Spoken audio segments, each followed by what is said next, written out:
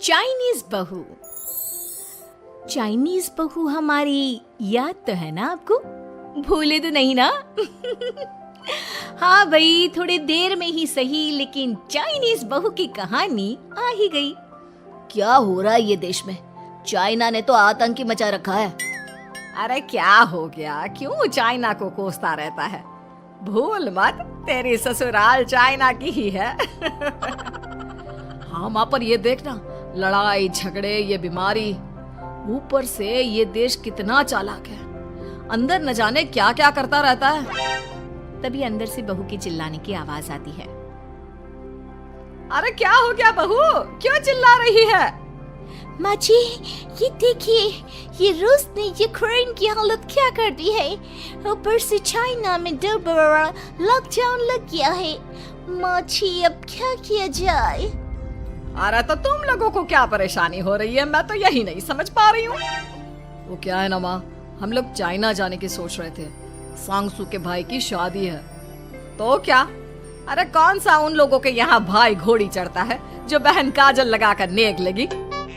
माँ जी, उसकी आंखें बहुत छोटी छोटी है, उसमें या तो पुतली रह सकती है या काजल। साले की पुतली निकाल कर काजल लगा दो, अंधा कहीं का। क्या क्या बोले तुम मेरे भाई के बारे में? अरे नहीं नहीं बहू, वो तो बोल रहा था कि तुझे नेग मिल जाएगा। हैं, बहन है ना तू उसकी। नहीं नहीं माँ जी, मैं सब समझती, ये मेरे भाई का मजाक बनाते रहते। कितना सीधा है मेरा भाई, बिल्कुल छिपकली जैसा। नहीं नहीं बहू, सीधा गाय जैसा होता है।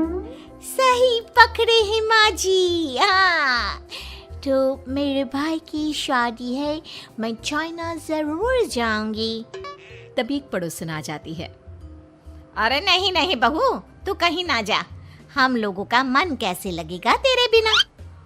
ले बहू, तेरे भाई के लिए ये शॉल रख ले, हमारी तरफ से गिफ्ट कर देना।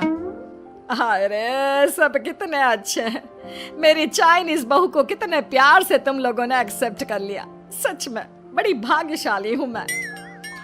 कैसी बात कर रही है?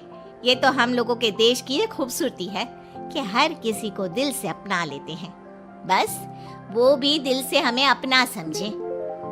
कैसी बात कर रही है आंटी जी?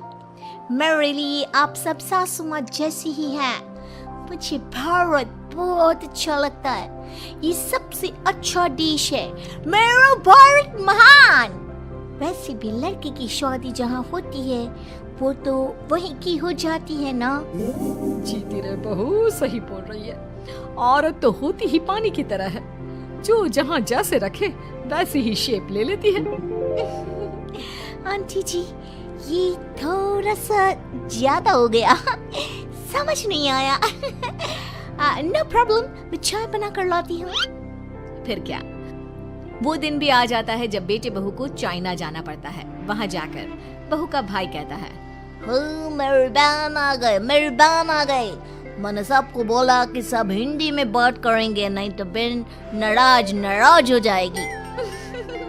थैंक्स बॉय, हिंदी मेरी भाषा है, अब मुझे उसमें बात करना अच्छा लगता है। आपने जीजा जी से मिलो। ओ बहन, तुम अंदर चलो।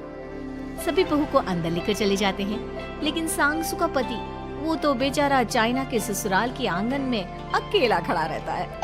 काफी देर तक जब कोई उसे नहीं पूछता तो वो माँ को घर पर फोन करता है। हाँ बेटा, पहुँच गए ना कुशल मंगल? हाँ माँ, लेकिन सांगसू पता नहीं कहाँ है, वो तो अंदर गई है तब से बाहर आई ही नहीं। अरे कैसी बात कर रहा है? तो तू अंदर चला जा, तू बाहर क्यों है? अरे दामाद है तू वहाँ का, उन लोगों ने तुझे बिठाया, चाय पानी कुछ नहीं पूछा? नहीं ना माँ। तभी सामने से सांगसू आती है। क्यों आप अभी तक तैयार नहीं हुए? और ये बैग लेकर क्यों कमरे से बाहर आए? इसे वहीं रख देते। कमरा? कौन सा कमरा? अरे कैसी बात कर रही हो? जब से तुम अंदर गई हो मैं बाहर ही तो खड़ा हूँ। बहू को बहुत हैरानी होती है और गुस्सा भी आता है। तभी उसका भाई और माँ आ जाते हैं। और सांगसू, अंदर खाना लग गया है। पहले ये बताओ कि मेरे पति को किसी ने खाना या पानी क्यों नहीं पूछा? वो भारत से ससुराल पहली बार आया है, वो भी मेरे कहने पर। उनकी इज्जत क्यों नहीं की? देख बेटी, तूने जबरदस्ती जिद में शादी की थी तो हम लोगों ने कर दी, लेकिन अब तुम ये सोचो, पूरी चाइना में मैं इस इंडियन को अपना दामाद बताऊं? So sorry. हाँ संगसू, और तुम भी चुप रहना, नहीं तो वो लोग मेरी शादी तोड़ देंगे। ओह, ऐसी बात है। कोई बात नहीं, मैं बाहर होटल में रह लेता हूँ, तुम वही करो जो ये लोग चाहते हैं। कैसी बात कर रहे हो? शादी के बाद पति जैसा भी हो, जो भी हो, पति होता है। वैसे भी तुम्हारे पूरे परिवार ने, सबने बिना सोचे मेरा साथ दिया, मुझे एक्सेप्ट किया, प्यार किया। मैं अपने देश में आपको अकेला कैसे छोड़ सकती हूँ? ये हिंदी फिल्म का ड्रामा बंद करो, मैं अभी अब बर्दाश्त नहीं करूँगी। चुपचाप अंदर चलो, नहीं तो ये शादी वादी यहीं खत्म करके इसे अकेले ही इंडिया जाना पड़ेगा। कैसी बात कर रही हो माँ? ये मेरे पति हैं। नहीं था, हम लोगों ने यहाँ वकील को बुला लिया है, जिसके बाद अब तेरा तलाक करा के हम यहाँ के चाइनीज लड़के से तेरी शादी करा देंगे। अरे कैसी बात कर रहे हो? हम तो यहाँ तुम्हारी शादी के लिए आए थे। नहीं नहीं, मैं सांगसू के बिना नहीं रह सकता हूँ। हाई वोल्टेज ड्रामा होने के बाद से ही सारा माहौल खराब हो जाता है कि तभी एक लड़की आती है। मैंने सारा इंतजाम कर दिया है, सांगसू की शादी का मंडप परसों लग जाएगा, तब तक इसके पति को कमरे में बंद कर देते हैं। सभी सांगसू के पति का हाथ बांधकर उसे कमरे में बंद कर देते हैं। ये क्या कानूनी है? आप लोग मेरे पति के साथ ऐसा नहीं कर सकते हैं। मैं किसी से शादी नहीं करूंगी, ये साफ बात है। पहले मैं अपनी शादी करूं, फिर तेरी भी शादी करवा दूंगा। सब कुछ तय हो जाता है, भाई की शादी हो जाती है। फिर वो दिन भी आ जाता है जब सांगसू की शादी वो लोग जबरदस्ती करने के लिए उसे मंडप पर ले जाते हैं। ऐसा मत करो, ये मेरी बीवी है।